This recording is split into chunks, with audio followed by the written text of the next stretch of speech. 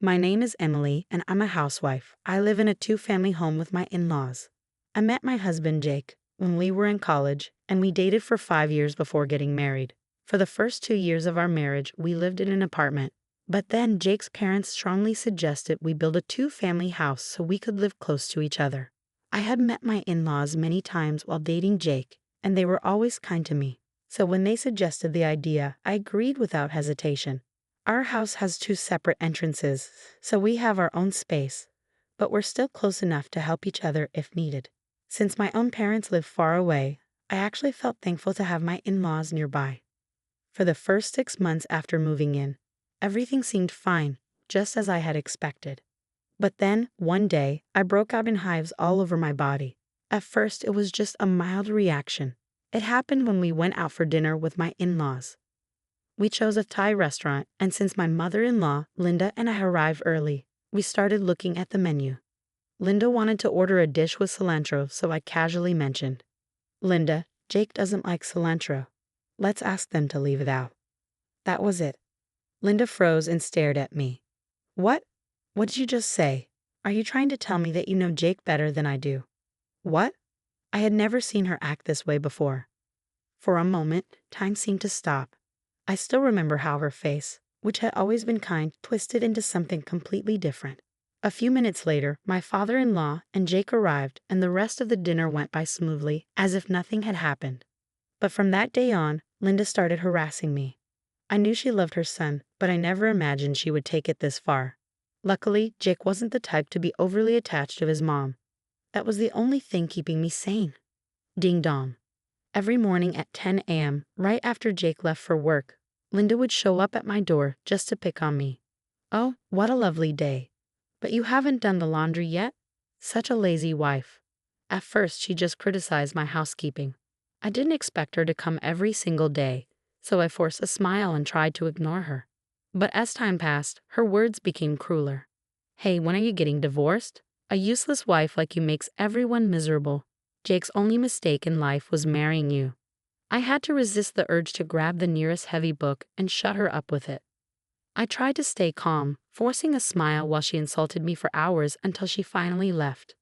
But when she saw I wasn't reacting, she changed her strategy. She started acting overly sweet whenever Jake was around, talking to him in a high-pitched, childish voice that gave me goosebumps. Her insults also became worse. "I feel so bad for Jakey, having to eat this awful food. Jakey leaves early every morning because he wants to get away from you." Before I knew it, she had started calling him Jakey. "That's not what you should feel bad about, lady, but whatever." She really needed to shut up. I hated conflict, so I tried to avoid her. I started going out when she came over, but then she wouldn't stop calling me. And when I finally got back home, she'd be waiting outside yelling at me. I was getting exhausted. How long could I keep putting up with this? I knew I couldn't avoid this forever.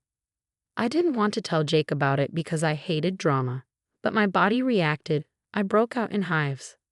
I thought about finally telling him, but Linda always turned back into the sweet, caring woman she used to be whenever he was around. What a monster. People call sly women foxes, but with Linda's body shape, a raccoon seemed more fitting. A monster raccoon. How was I supposed to explain this to Jake and his dad? Even if I told them the truth, would they believe me? I felt stuck. My father-in-law, Robert, had always been kind to me, and he and Linda were a close couple. If he found out what she was really like, it would crush him. Maybe it was better to just put up with a few hours of this monster raccoon's bullying every day. Maybe she'd get bored and stop eventually. One day, while I was thinking about all this, Jake had to go to a client dinner. He left his car at the office and took a cab home. Since he didn't have his car, his boss told him he could come in late the next morning. So for the first time in a while, we had a quiet morning together.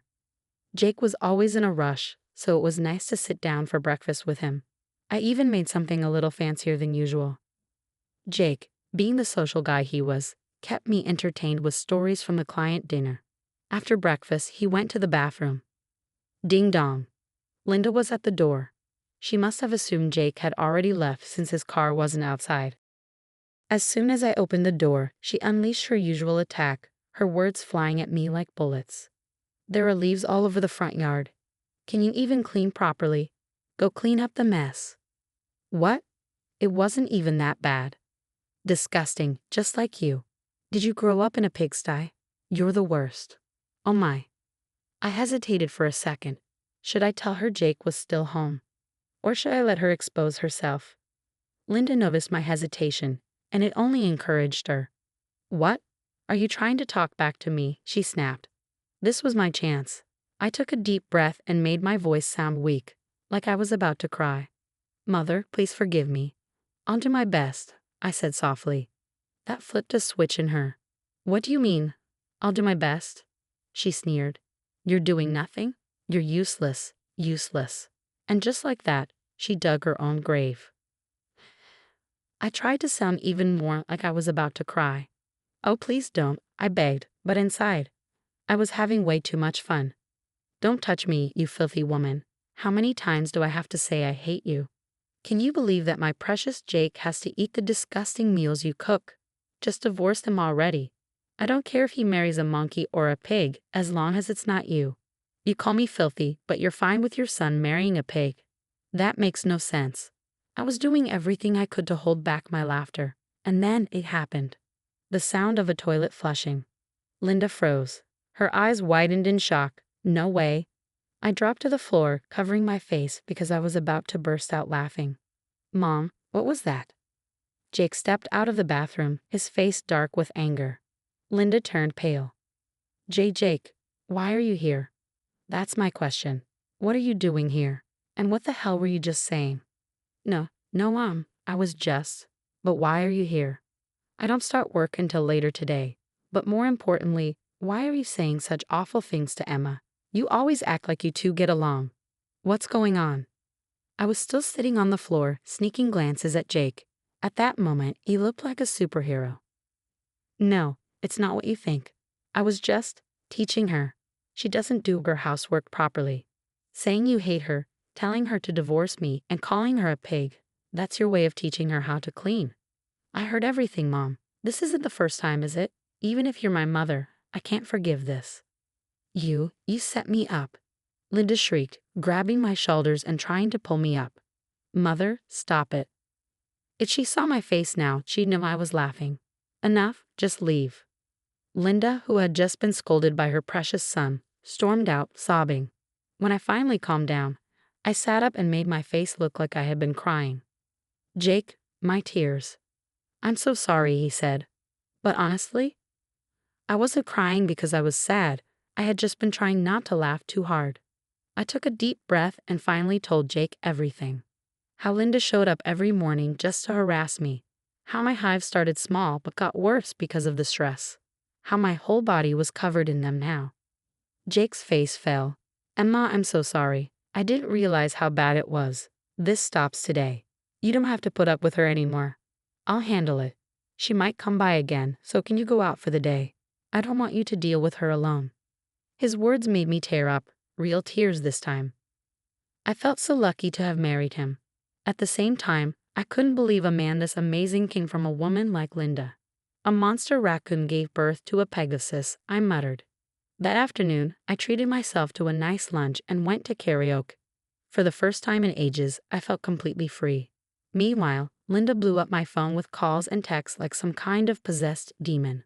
I sent her a message back. I'll be forwarding all your texts and voicemails to Jake. Suddenly, the messages changed. The number of apologies tripled. I guess she had a lot of free time now. That night, after Jake got off work, we went out for dinner together. Let's talk to Mom and Dad about this, Jake said. Let's move out. I don't know how Dad will react, but if we sell the house now, we'll save a lot on the loan. I don't think you want to see them anymore, so I'll be the one to talk. I'm really sorry about everything. He was so kind that I almost felt guilty for my fake crying earlier. Then we went to my in-laws' house. The moment we arrived, Linda shot me a terrifying glare. I just smiled back at her sweetly. Jake listened to me. It was all a misunderstanding this morning. You know that, right? She said, scrambling to make excuses. Jake ignored her. Dad, can we talk for a minute? My father-in-law, Mark, looked confused, but sat down at the dining table with Jake. As Jake explained everything, Mark's face went blank with disbelief. Meanwhile, Linda kept crying dramatically the entire time. Emma, I want to apologize to you too, Mark said. I'm really sorry. What Linda did was unforgivable. Bullying is something no adult should do. This is our responsibility as well. He sighed and turned to his wife. You need to apologize properly. He made her bow her head. I am sorry. I'm sorry. Linda sobbed, repeating the words over and over like some kind of curse. It was honestly a little creepy. We're moving out, Mark suddenly announced. I agree with selling the house. It's better if we keep our distance. I'll cover the remaining loan, so you two don't have to worry about money. Linda started wailing like a child. No way. I promise I'll change. Don't leave me, Jake. Enough, Mark snapped. Do you think we have a choice? You did this to yourself. It was shocking to hear Mark yell. He and Jake were always so calm. I had never seen them this angry before. Thank you, Dad, Jake said. I'll take care of the paperwork and call you when it's done. Thank you, Father, I added. After months of stress, everything was resolved in a single day. I was so exhausted that I went home and fell asleep immediately. For the first time in ages, I slept soundly, without worrying about the next morning. To avoid being alone at home, I stayed with a friend until we decided where to move. My hives, which had covered my entire body, disappeared the day after I stood up to Linda. It's amazing how much stress can affect the body. A week later, we signed a contract for an apartment near Jake's office. Now I feel like a newlywed again, and Jake and I are happier than ever. I still get a little anxious when the doorbell rings in the morning while I'm home alone. It's a lingering trauma, but I'm slowly recovering. I heard that Mark and Linda also moved into an apartment.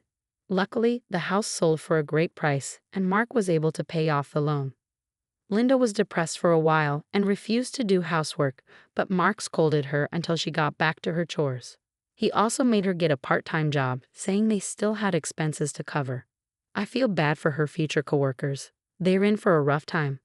Mark also refused to tell Linda where we live. That fact alone makes me feel safe. The other day, I saw Linda for the first time in months at my sister-in-law's wedding. She'd lost a lot of weight. I tried to say hello, but as soon as she saw me, she got scared and ran away. I guess the timing of Jake being in the bathroom that day was truly a miracle. Now, my mornings are peaceful, the doorbell stays quiet, and I can finally relax. For the first time in a long time, I feel truly happy.